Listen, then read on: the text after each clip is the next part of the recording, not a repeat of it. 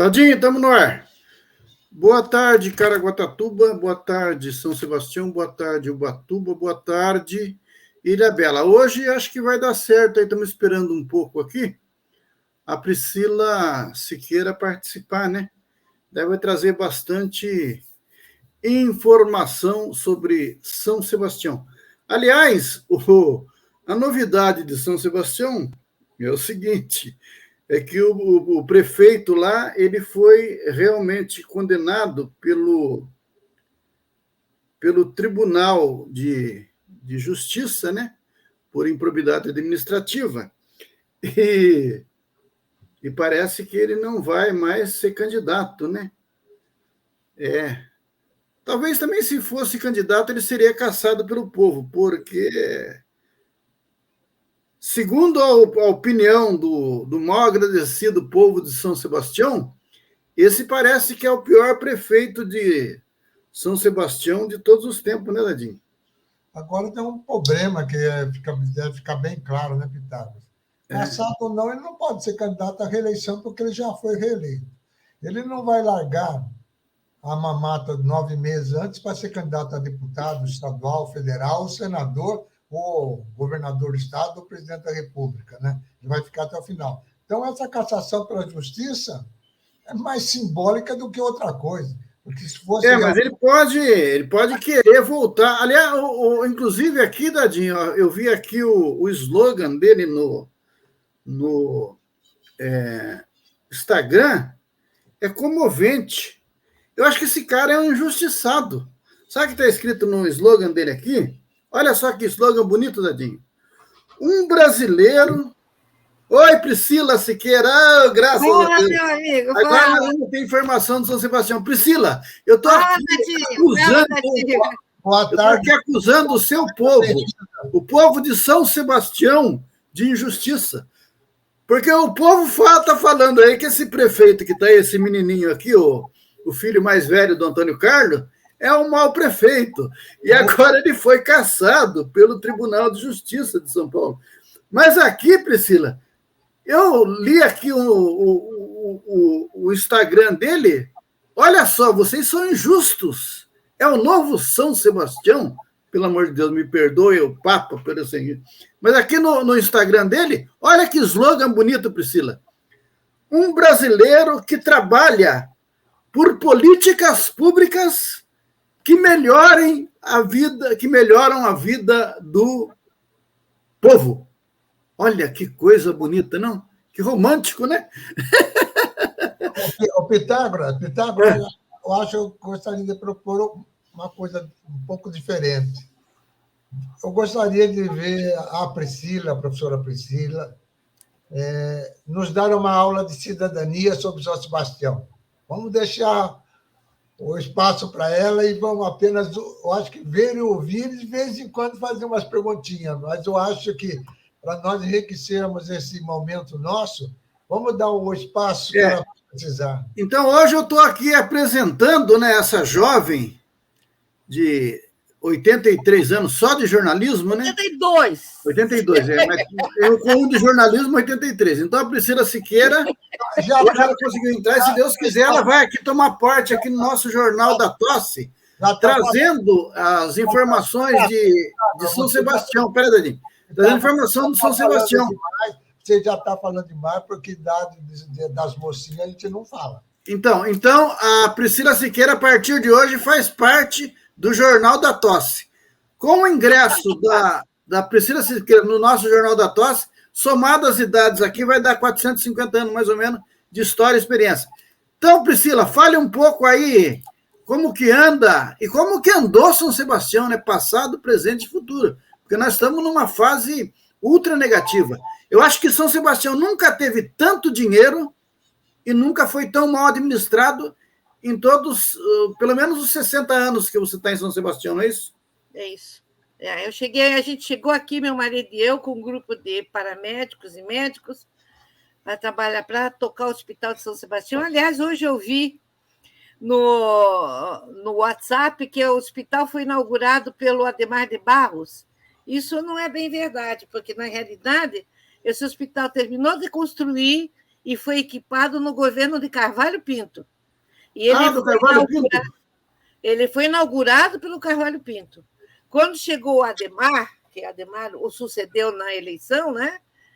Quando chegou o Adhemar, ele reinaugurou, inclusive exigiu dos médicos que tirassem, a equipe dele exigiu dos médicos que tirassem do hospital o símbolo do Carvalho Pinto, que era uma colmeia, né? E os médicos, sabendo que seria uma grande injustiça, porque, na realidade, 30 anos parado, e foi o único governo que se interessou pela saúde do litoral norte, foi o Carvalho Pinto, cobriram o símbolo com uma bandeira nacional. Uma bandeira nacional, não sei, e cobriram, ele não viu. Mas o Adhemar, você sabe que ele era extremamente grosso, né? Por exemplo, a dona Julieta, que foi a pessoa que inaugurou, que teve a ideia de construir o hospital, né?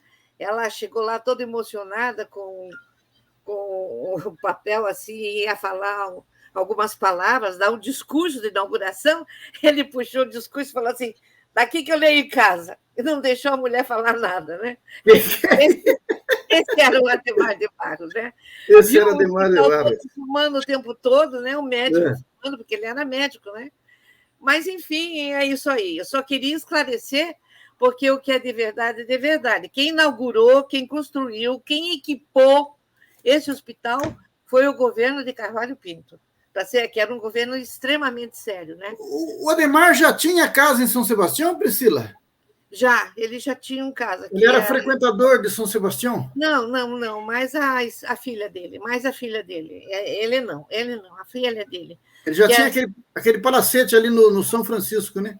Não é no São Francisco, no Arrastão ali, né? Que hoje em dia eles venderam, é um tipo de um palácio, uma coisa que, se fosse hoje, não podia ser construída, porque levantou um muro em frente ao mar, né? Mas hoje em dia é uma marina. Para você ter uma ideia da amplitude, é uma grande marina hoje em dia, a casa que era deles, né? Então, esse esclarecimento é muito importante. E quem que era o prefeito na época, Priscila, do hospital? Quando o hospital foi inaugurado a primeira vez, seu Gil Pacini. Seu Gil Pacini, que foi um prefeito pobre pra caramba. Ele, quando ia para São Paulo, ele tinha que ir de ônibus, né? Porque não tinha carro, não tinha nada, lutar lá para conseguir, e foi ele que conseguiu, junto ao governo de Carvalho Pinto, que o hospital fosse terminado. Seu Gil Pacini, que morreu muito simples, uma pessoa muito querida, muito séria. A família dele ainda está aqui, né? E que a gente deve todo... Tem até uma matéria de Raquel Salgado dizendo que Gil Pacini foi o melhor prefeito de São Sebastião, dentro do contexto em que as pessoas tinham, né? O Dadinho sabe disso. O litoral era extremamente pobre, extremamente pobre. É por isso que eu comparo também que Caraguatatuba teve no melhor o Mateus, né? Pelas condições de época, né, Priscila? Isso eu já não sei te dizer, mas o seu Gil foi muito sério, sim. Foi muito bom. E, na realidade, esse hospital, veja bem, o Hospital de Clínicas de São Sebastião, era um hospital que atendia, você, por exemplo, entrava, tinha uma unidade única de saúde, você entrava no posto para ser atendido, se precisasse, já fazia os exames no laboratório Adolfo Lutz, e, se fosse o caso, já era internado. Essa experiência, Dadinho e Pita, ela inspirou a formar a Faculdade de Saúde Pública de São Paulo.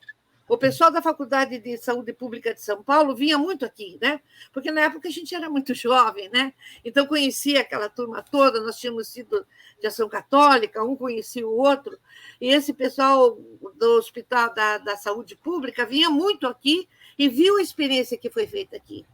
Então, aproveitando uma deixa vossa, quando você comentou do Adolfo Lutz, e confirmando a situação, o apoio do Carvalho Pinto à saúde pública aqui do litoral, eu entrei no Adolfo Lutz, nesse período, através da criação dos laboratórios locais pelo Ariosto Buller Soto, que era diretor do Instituto Adolfo Lutz, fazendo a política do Carvalho Pinto. Então, aí em São Sebastião, quem começou a trabalhar, se não me engano, foi o Nofrinho, eu aqui em Caraguatatuba, e um outro amigo em Paraibuna, que foram a criação dos laboratórios locais, municipais do Instituto Adolfo Lutz, dentro da política, como você citou, do professor Carvalho Pinto, através do doutor Ariosto Buller Soto. Porque aqui no litoral, o que acontecia? Tinha um índice altíssimo de verminose, não é? Altíssimo de verminose, porque não tinha nenhuma infraestrutura sanitária. Era, inclusive, uma luta assim, cultural. Eu me lembro que o doutor Crispim, com o Zaire, com o João, meu marido, as mulheres iam para lugares, na época, a Enseada, Jaraguá, Mato, o Pita lembra disso, era rural, e a gente começou a atender uma vez por semana as pessoas lá na situação mais crítica, aquelas que eram mais críticas, depois eram encaminhadas para o hospital, e o João, como dentista, tirava aqueles focos mais perigosos, né? E encaminhava para o consultório dele. Então, esse trabalho todo, chegou uma hora que o Crispim falou assim, que o Crispim que era o que coordenava esse trabalho. Se vocês não fizerem uma casinha, uma privada, né? Nós vamos parar de atender vocês, porque não adianta, vocês têm uma reinfecção. Por exemplo, uma vez eu fui... Vocês conseguem colocar a Priscila em destaque lá, não eu. Então, muda a configuração da tela, vê se consegue. Ele não para, né, Zé? Não. Normal.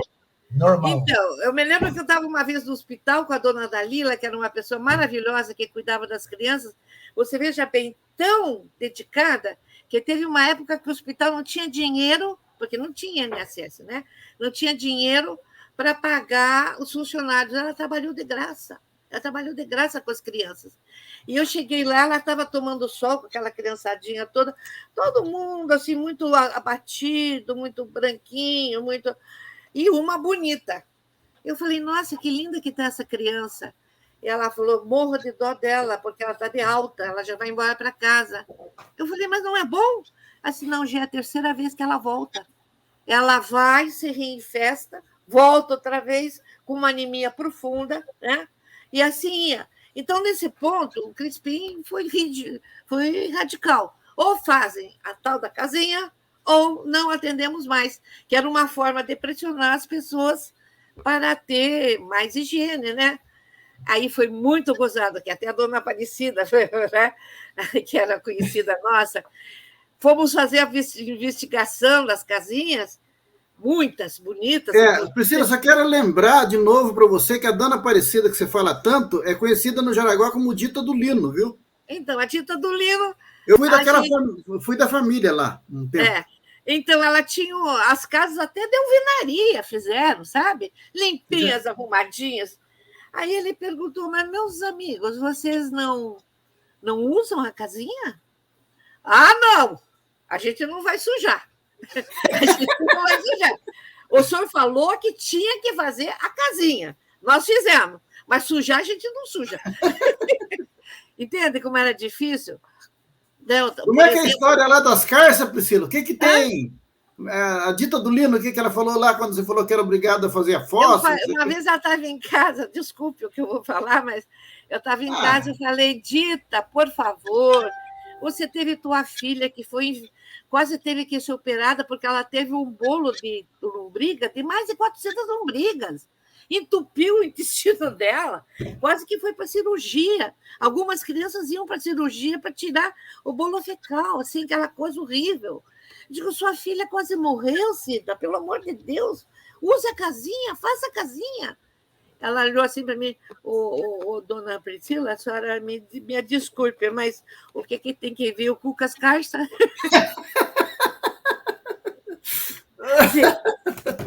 Era um processo lento.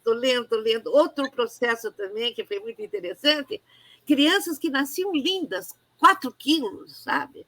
Meninos bonitos, meninas bonitas, que morriam de tétano umbilical. Daí a gente ia ver, punho no umbigo da criança picumã, cocô seco de cachorro, né?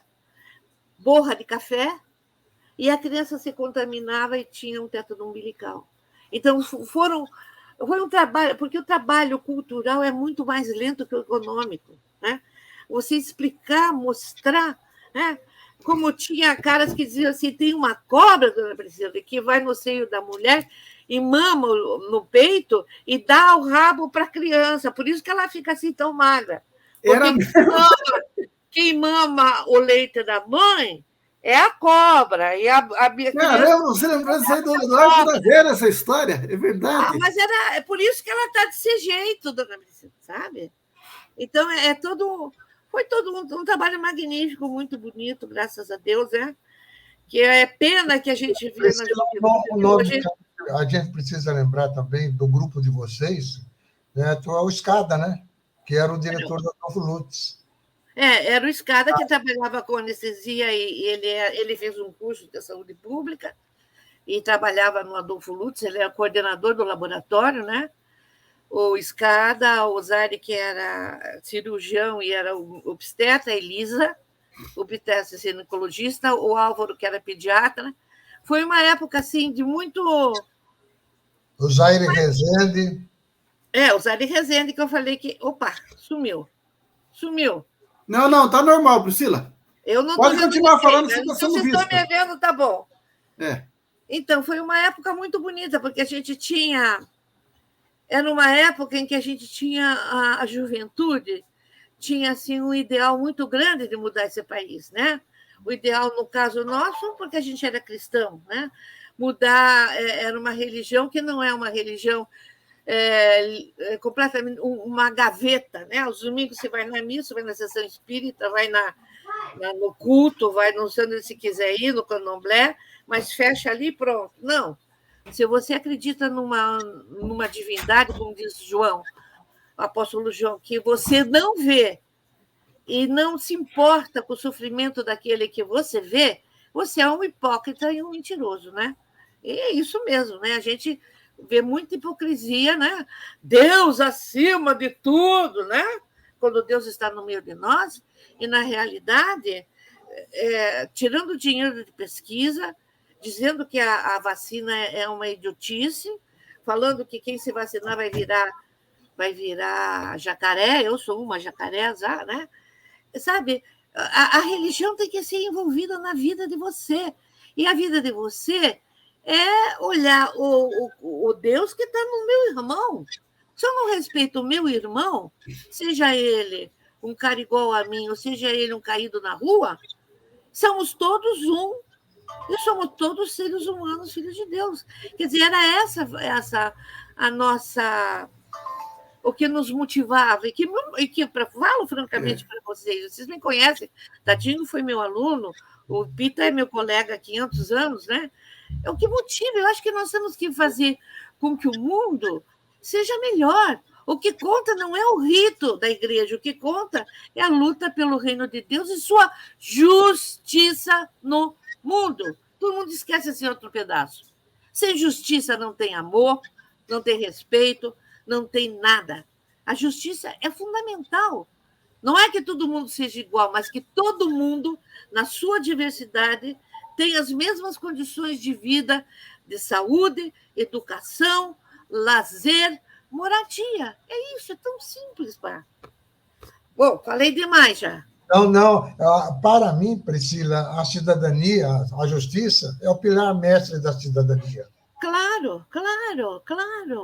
Sabe, o pilar mestre, lógico.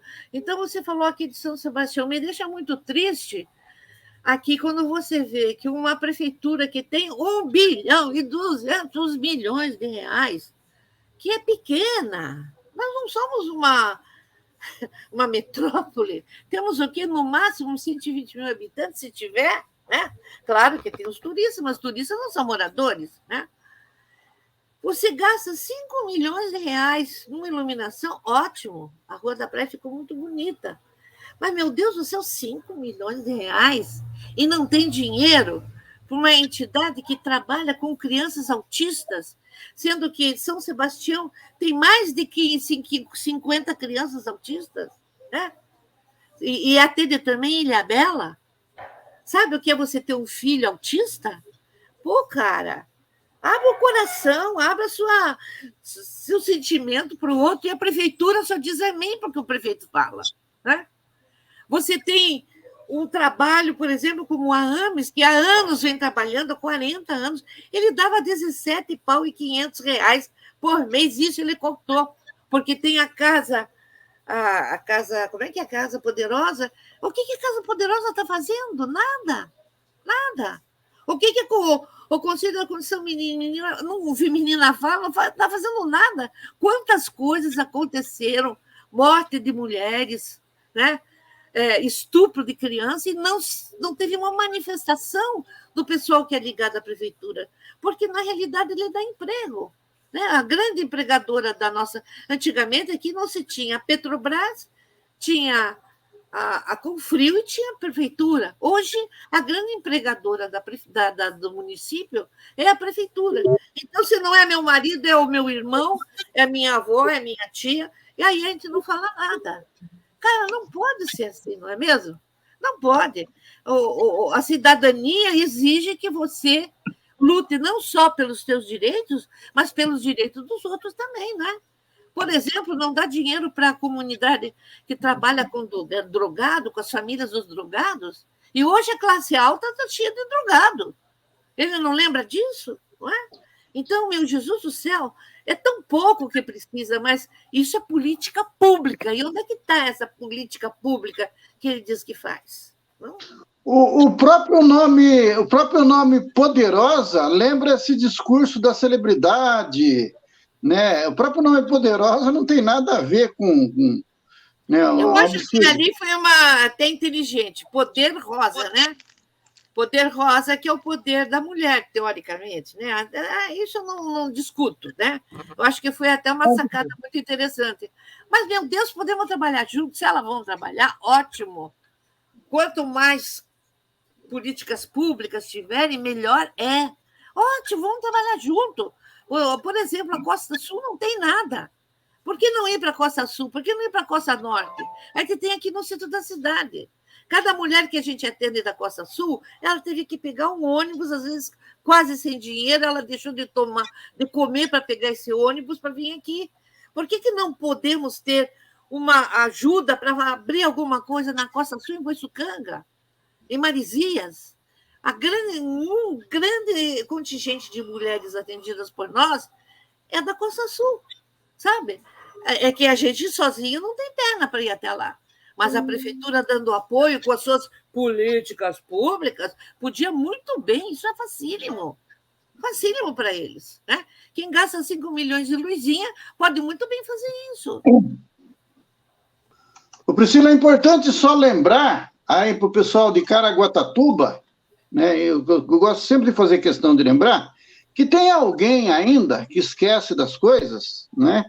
Esquece, por exemplo, que o Antônio Carlos fez obra com dinheiro da Serra do Mar, que foi uma conquista do Jair Nunes, a partir da desapropriação que aconteceu no governo do Altamir Tibiriçá Pimenta, e das mazelas que o Antônio Carlos teve, depois que ele gastou todo o dinheiro da cidade e deixou a cidade endividada, a cidade nunca mais levantou também, as mazelas, inclusive, ele tentou até processar o Dadinho por calúnia e difamação, porque o Dadinho apontava a mazela, e o Dadinho foi na justiça e provou que estava certo. Então, é só para lembrar os saudosistas aí, que este governo de São Sebastião é o mesmo governo, é o mesmo time do Antônio Carlos, é a família, inclusive, né? É a grande família. O DNA... É uma grande família totalmente sem graça, né? Fala, Dadinho. No mínimo, o DNA é o mesmo. Ah, não, com certeza. O DNA é o mesmo. Não é o mínimo, ele é aluno, né? Agora, Priscila, eu acho legal a imodéstia dele, né? Ele chegou aqui em 89, aí você tinha o prefeito Paulo Julião, que vinha num segundo mandato bem. No primeiro ele deu sorte, porque o governo Montoro investiu na prefeitura, investiu em São Sebastião, querendo que o PMDB ganhasse a eleição. E no segundo já começou a sair o dinheiro da Petrobras, ele mandou bem pra caramba. E o menino chegou aqui com 11 anos, Dadinho, e disse, e tá lá na biografia dele, quando ele chegou em São Sebastião, ele falou, o meu desejo, o meu projeto de vida Todo moleque projeta ser jogador de futebol, cantor, não sei o quê. Ele não, ele tem um projeto de vida. Vou ser o melhor prefeito de São Sebastião. Olha que modéstia, né, Priscila? Olha, se ele fosse o melhor prefeito de São Sebastião, estou aqui para aplaudi-lo, sabe? Porque importa, eu acho interessante, que é bom que o jovem, né? O jovem tem que entrar na política. O jovem tem, a política às vezes nos dá um pouco de ânsia de vômito de ver tanta corrupção, mas a gente tem que entrar, gente boa, gente honesta, gente competente, tem que entrar na política, né? Porque a política, a vida da gente é política. Se compra um pão, está fazendo política, toma um gole d'água, é político. Agora, para ser o melhor prefeito, não precisava nem ser o melhor prefeito, fosse um bom prefeito, né? É isso, tem todo. Ninguém aqui é contra por natureza, a gente é a favor. Queremos mais, e você tem juventude, tem uma baita energia para liberar, que bom, mas para liberar para a justiça, liberar para o bem comum. Política é a arte do bem comum, para o bem comum, aquele que mais precisa, sabe? Aquele que mais precisa, e não. É isso, eu acho assim, se ele queria ser prefeito, que bom. Meu neto, quando era pequenininho, também falava, eu vou ser prefeito. Bom, é coisa de criança, ele tinha 6, 7 anos e falava isso. Mas tudo bem, se ele quer ser prefeito quando ele tinha 11 anos, que seja um bom prefeito. Nós não somos... Que seja um cidadão bom, que não fique xingando a mulher dele pelo...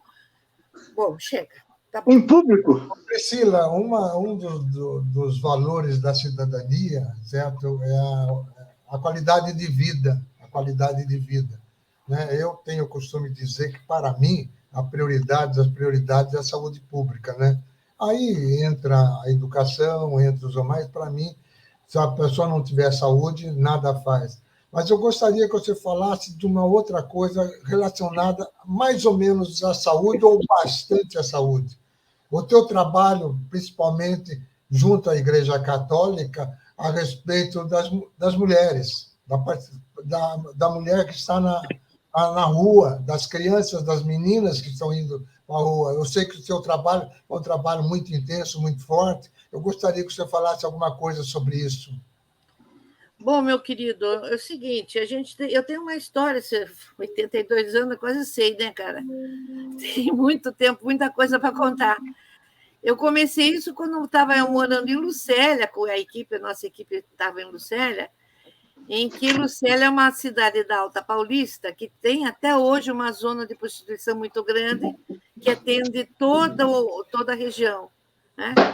E geralmente as meninas que estavam na zona eram garotas que vinham da catação do café, era uma região de muito café, iam para a cidade sem doméstica e acabavam na zona, porque a cidade não tinha nada de prazer, de lazer, nem uma pracinha para elas passearem, né?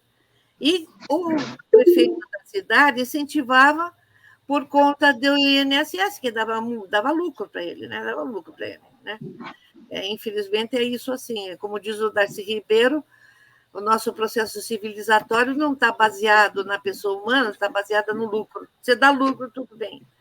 E nessa época, o padre o pároco, né, que era um franciscano, nos chamou, a mim e outras mulheres, para trabalhar com essas meninas.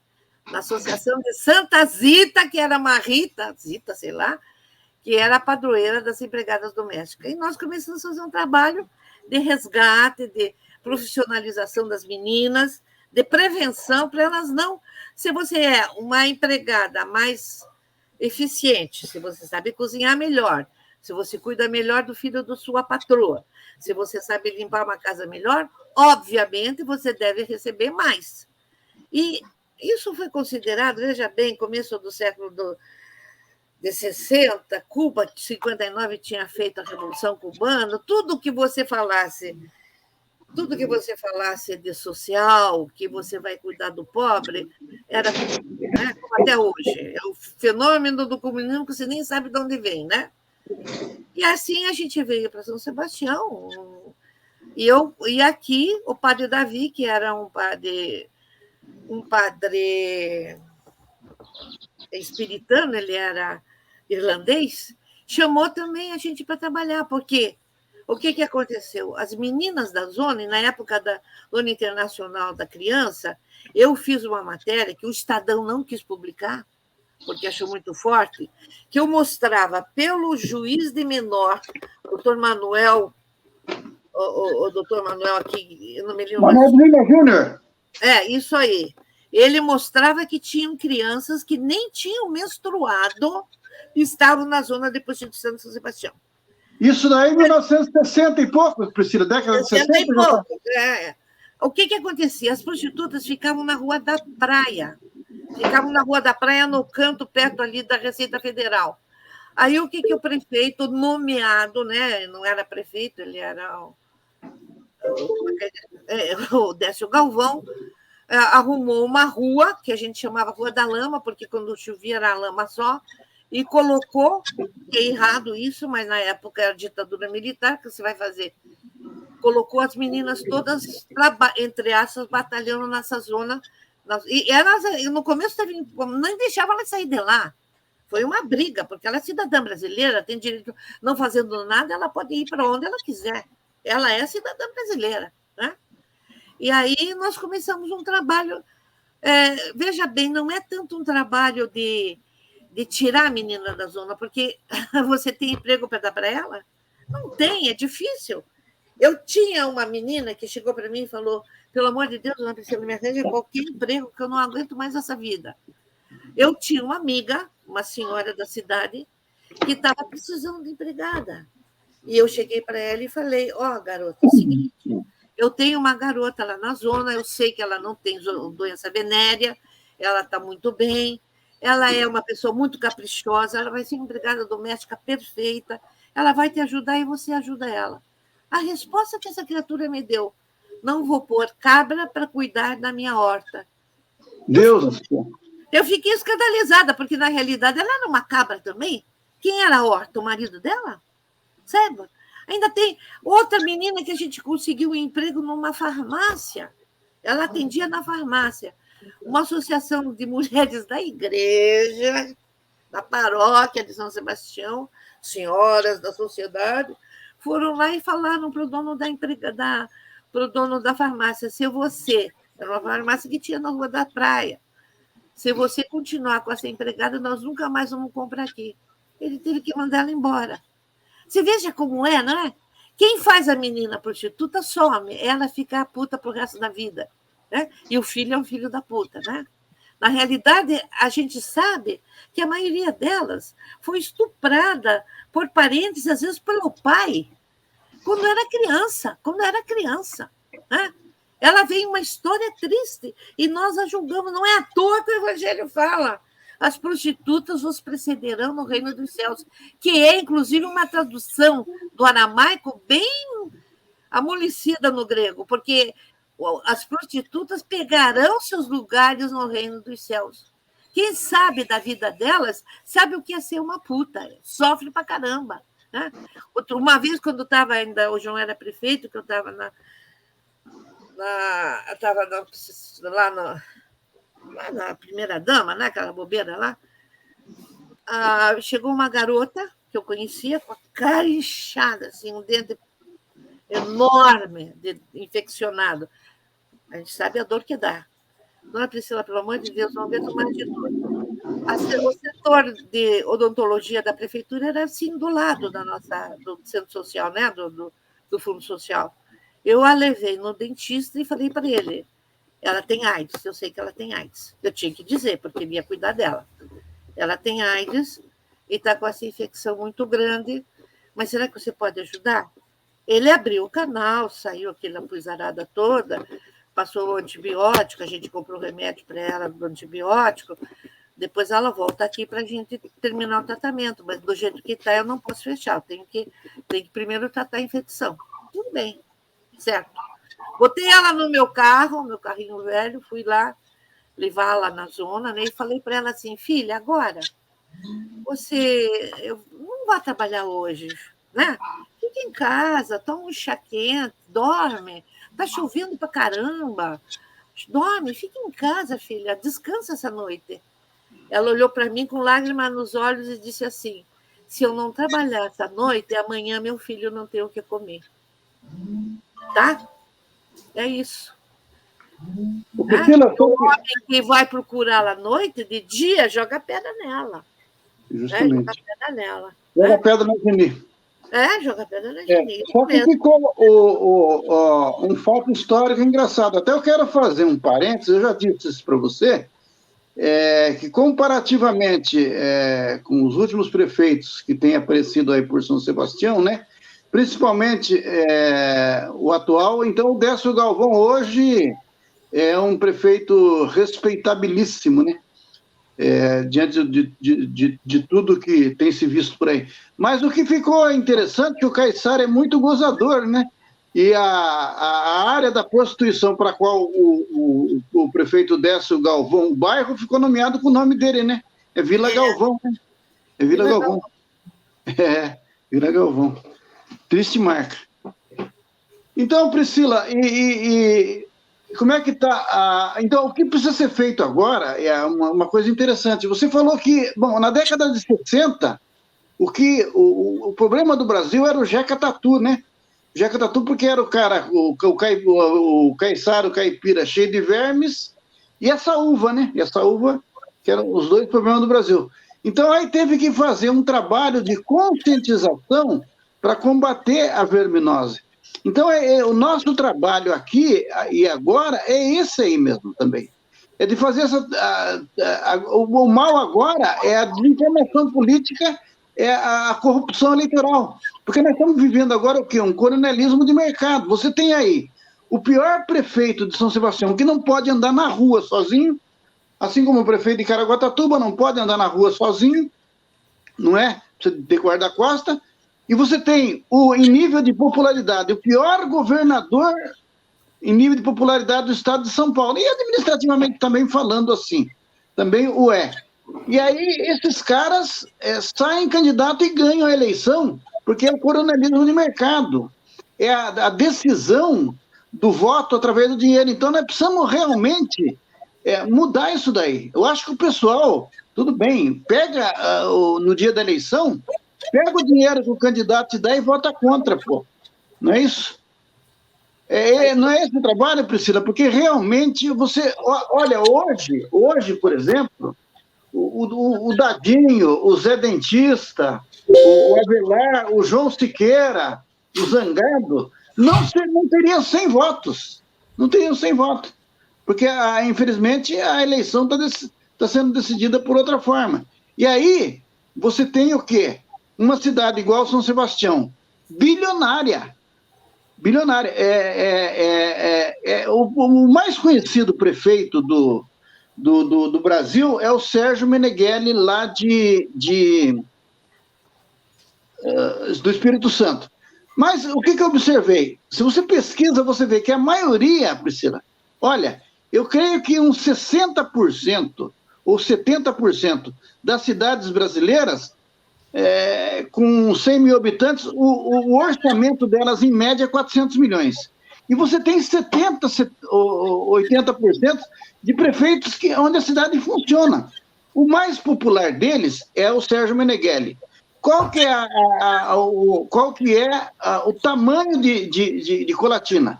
2.000 quilômetros quadrados. Colatina tem uma área maior do que todo o litoral norte. Qual é a população de Colatina? 100 mil habitantes. Então, como que esse prefeito, ele tem um quê de marqueteiro e tal, mas comprovadamente foi um dos melhores prefeitos do Brasil, como que ele consegue administrar Colatina com 400 mil e se destacar? Quer dizer, é o mínimo que ele faz, não é? É o mínimo que ele faz, né? O mínimo. Então, isso é absurdo. São Sebastião e Caraguatatuba tem o triplo desse orçamento. Mas aí esse cara sai aí na eleição e é eleito de novo. Se for candidato a deputado, tem 8, 10 mil votos. Qual é a razão disso aí, Priscila? O que a gente pode fazer para mudar essa questão? Bom, meu gato, é o seguinte...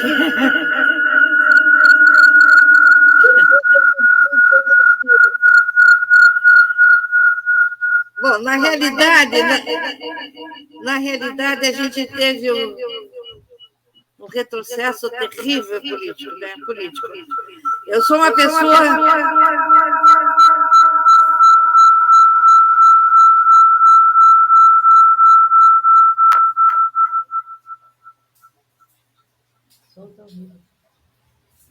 Segue, Priscila. Eu sou uma pessoa... Não dá. Tá com eco.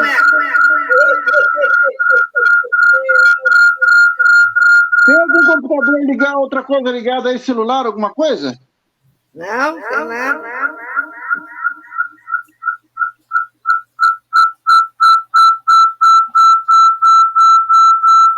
Davi, seu microfone está ligado? O meu está, eu acho que o som está bom, não está, Priscila? Então, Então desliga seu microfone, Davi, vê se melhora. Fala, Priscila. Então, o meu que está dando eco. Mas eu não tenho nada ligado aqui.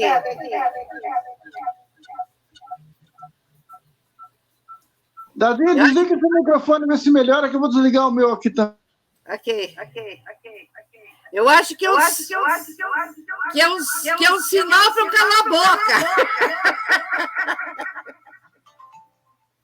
É um sinal para eu calar a boca. É a censura.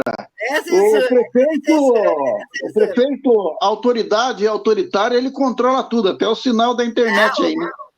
Aqui em Guararema, inclusive, como é normal, caiu o sinal da IDC agora há pouco, por isso que eu saí do ar e está fora do ar até agora. Mas aqui é normal. Mas vamos lá, Priscila, vamos tentar. Pitágoras, não pensa muito que está errado. Será? Não. Porque aqui, Tá com eco. porque aqui em Caraguatatuba, o departamento da prefeitura está trabalhando bem nessa área. Tá? Ô, Priscila, tenta sair e voltar de novo. Desliga e liga de novo. Vê se melhora.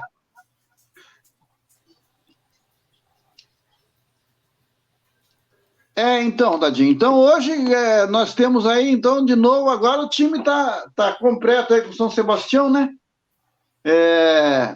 A partir de amanhã, a partir de hoje, então, a Priscila vai estar sempre aqui com a gente, comentando. Isso você que está dizendo, hein?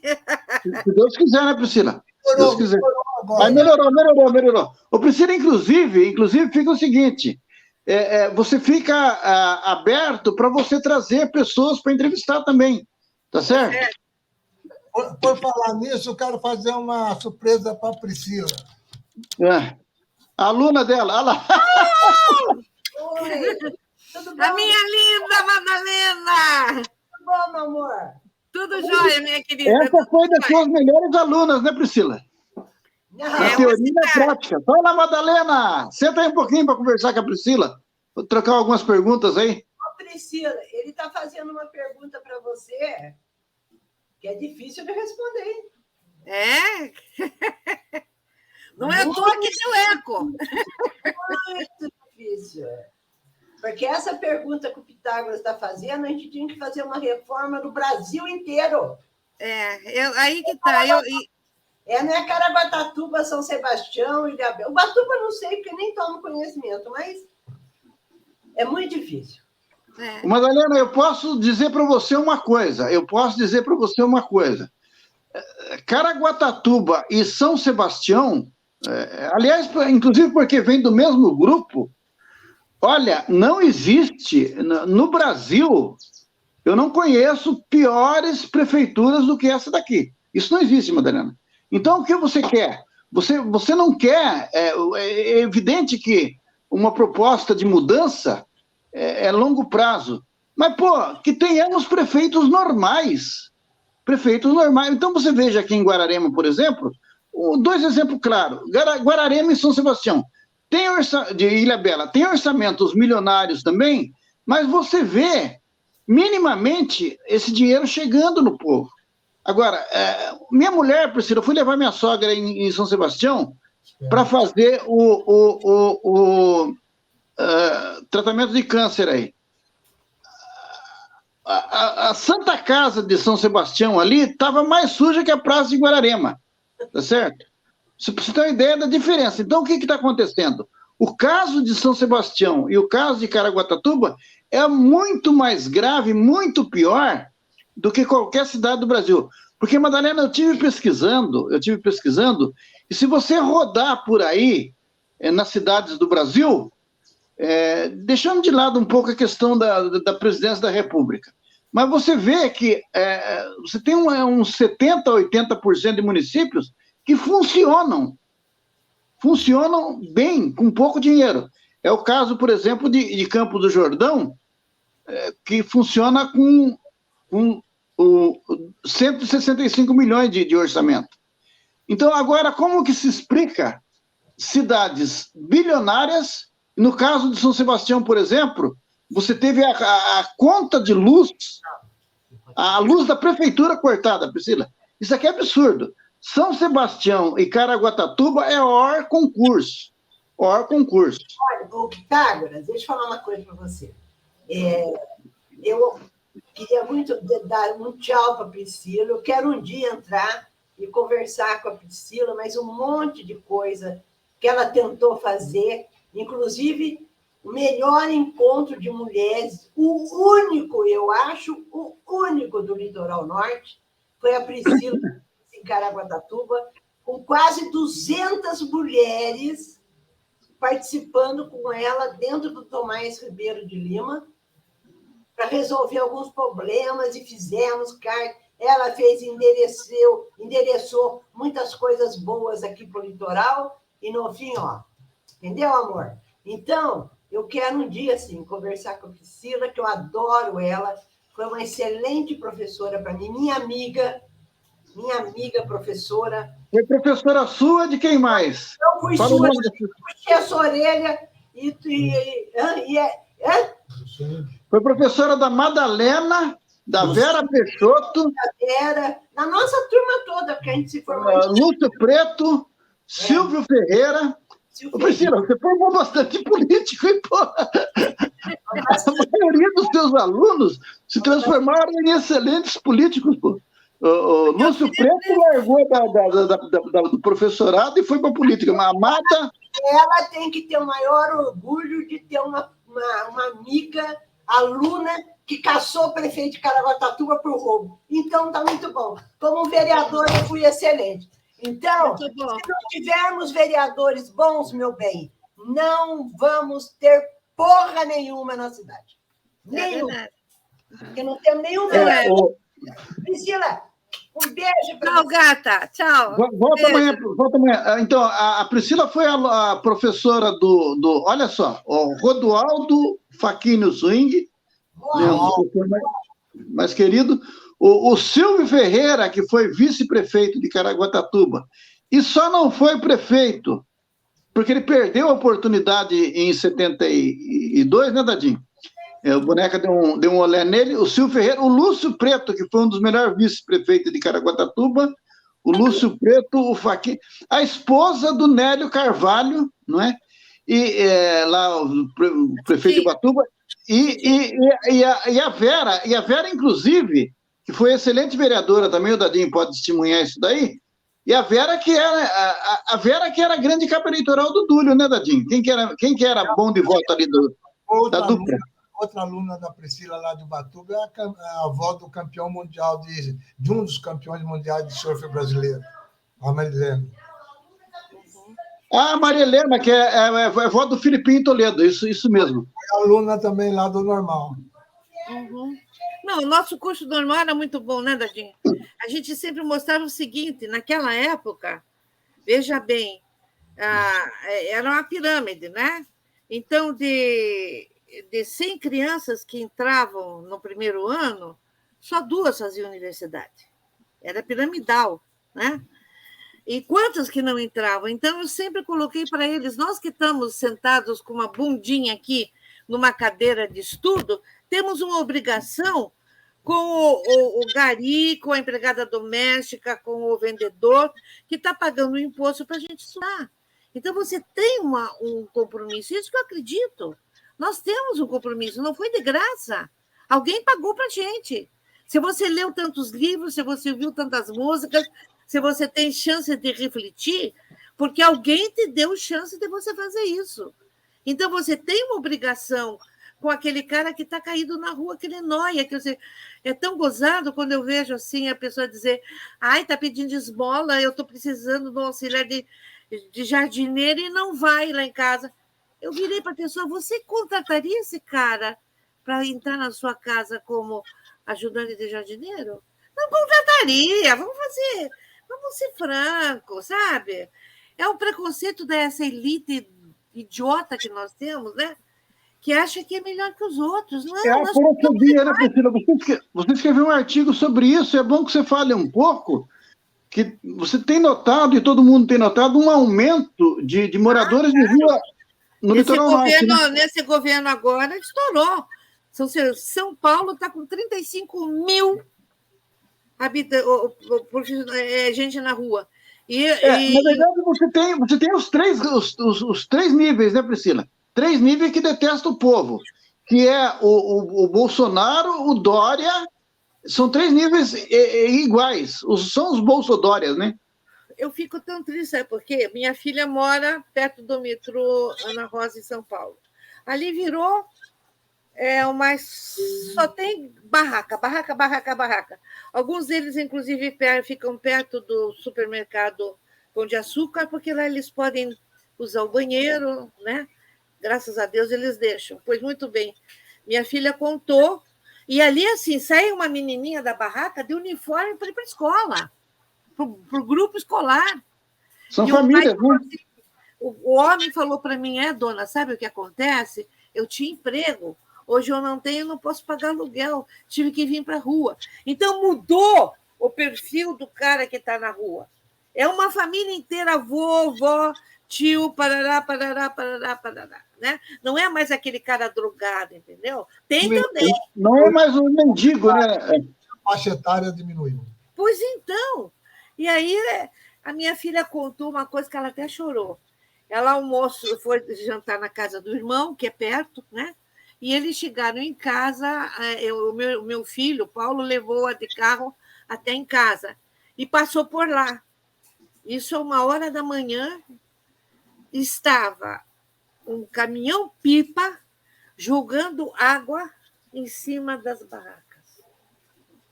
O caminhão-pipa, 1h da manhã, jogando aquele jato imenso de água. Umidificando a calçada para eles não terem onde dormir também. Das pessoas que estavam ali. Não é uma maldade? Não é uma maldade terrível? Maldade terrível? Então, Priscila, nós estamos numa situação assim extremamente perversa. Muito perversa. E veja o que aconteceu em Caraguatatuba, lembrando aí da diferença do governo Montoro, que foi o melhor governador do estado de São Paulo de todos os tempos. Em plena pandemia, o seu Dória tirou ali um monte de família que estava alojado ali, que tinha um terreno, tinha uma posse ali no Tarumã. E, incrivelmente, esse governador que desalojou essas famílias foi através da CDHU. A CDHU não dá casa para os pobres e ainda tira os caras pela justiça. Então, e o que acontece? Aí a prefeitura de Caraguatatuba lavou as mãos. Agora estavam reclamando que a prefeitura não está pagando o auxílio de aluguel para eles. Agora, a prefeitura não tem que lavar a mão. Se você vir uma família sendo desalojada pelo governo do estado de São Paulo, você tem que colocar a sua assessoria jurídica, os seus colegas deputados, você tem que ligar para o governador e dizer, olha, meu amigo, não é hora disso. Se quer tirar os caras daí, é o que eu falo para você do diferencial de Guararema, Priscila. O prefeito de Guararema, ele resolveu, depois daquela catástrofe de 2011, que morreu muita gente lá em Petrópolis e aqui também algumas famílias, ele tirou todas as pessoas dos morros, tirou todas. O que ele fez? Tirou todas, não teve uma que ficou. Tirou todo mundo, colocou, deu aluguel social, construiu casa e colocou eles. Ele tomou até algumas medidas higienistas. Por exemplo, ele queria fazer uma linha, colocar como colocou a Maria Fumaça, ligando o centro a Guararema, ao bairro Luiz Carlos. Reformou toda Luiz Carlos, lá tinha vários moradores nas casas lá. Moravam lá nas casas velhas da FEPASA. Ele tirou todo mundo de lá, tirou todo mundo da beira da linha, que ele não queria, medida até higienista, não queria que o povo passasse e visse aquela favela lá. O que ele fez? Tirou, primeiro, do aluguel social, fez uns apartamentinhos ótimos, as pessoas estão vivendo muito bem. Então, ou seja, não estou dizendo aqui que é uma prefeitura de excelência, mas se comparado aí com o litoral norte, particularmente com Caraguatatuba e São Sebastião, você vê que a coisa funciona. Tem os defeitos? Tem os defeitos. Né? E como é que pode isso? Então, o prefeito de Caraguatatuba permitir que um governador desumano faça isso. E, como disse o Dadinho, o Aguilar, que na verdade é o chefe político aqui, o coronel da cidade, falava em administração humanizada. E eu tinha a esperança de que o Aguilar pudesse ser humanista, porque ele teve uma excelente convivência com o Montoro lá quando ele era gerente lá da Praia das Cigarras, né, Priscila? Isso que é lamentável. Nós estamos com 3 níveis de governo de pessoas que odeiam o povo, não é isso? A porofobia é a palavra, né? O medo de pobre. O horror ao pobre, né? É ódio, né? Ódio ao pobre. Bom, minha gente, vamos parar? Acho que já deu, né? Olha, por mim, continua, mas marcamos outra data. Encerramos aqui, Priscila, você então você volta amanhã, a gente manda o convite se você puder, e vamos aí também, tendo aí entrevistado de São Sebastião alguma pessoa interessante, por favor, você convide para a gente aí, né, Dadinho? Positivo, nós vamos começar... Afinal de contas...